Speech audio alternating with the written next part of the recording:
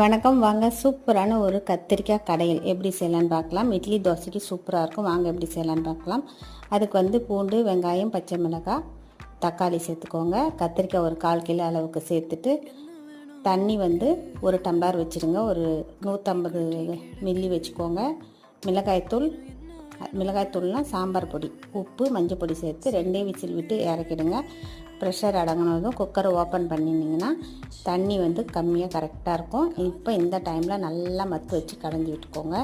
கடைஞ்சிட்டு அந்த தண்ணி இது கூட சேர்த்துக்கோங்க. கெட்டியாக வேணாலும் வச்சுக்கலாம். உங்களுக்கு இந்த டைமில் தண்ணி வேணால் சேர்த்துக்கோங்க. இப்போ கடுகு, உளுத்தம்பருப்பு, பெருங்காயம், காஞ்ச மிளகாய், கருவேப்பிலை எல்லாம் சேர்த்து தாளிச்சுக்கோங்க.